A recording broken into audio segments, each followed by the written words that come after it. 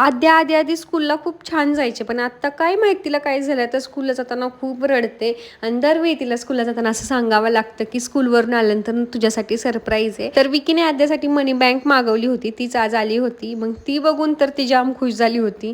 तिला जरी बसमधनं उतरली आणि तिला म्हटलं की तुझ्यासाठी सरप्राईज आहे, आणि जर तिच्यासमोर क्रीमचा बिस्किट पुडा जरी ठेवलं ना, तर ती एकदम खुश होते. आणि त्यानंतर ना आम्ही शेजारी दुकानात गेलो चटरपटर आणण्यासाठी. ते आद्यापेक्षा जास्त आम्हीच खातो आणि स्पेशल ते माझ्यासाठीच मी आणायला गेले होते. आणि आज आद्याच्या 2 शेंड्या बांधल्या होत्या. केस निघत होते त्यातून, तरी पण मी बांधल्या होत्या. त्यानंतर ना खूप दिवसातून आम्ही असं खाली चालायला गेलो होतो, कारण आद्यासोबत असा टाईम स्पेंड करायला मला अजिबात भेटत नाही. आणि ते मला असं वाटतं की आमचा गल्ला थोड्या दिवसातच भरून जाईल, कारण आम्ही आजच त्याच्यात खूप जास्त पैसे टाकलेले आहेत. तर आपण जेवढे पैसे त्याच्यामध्ये टाकतोय ना, ते त्याच्यावरची अमाऊंट खोडायची आणि असे करून आपले 1,00,000 रुपये साठणार आहेत त्याच्यात. आता बघूयात आमचे 1,00,000 रुपये किती दिवसात साठत आहेत.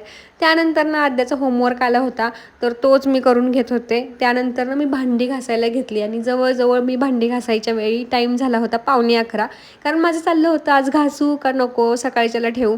पण नंतर ना म्हटलं सकाळी आद्याची स्कूल असते, खूप धावपळ पण होईल, म्हणून एक मन एकत्र केलं आणि म्हटलं चला आज भांडी घासून टाकूयात. आणि फायनली भांडी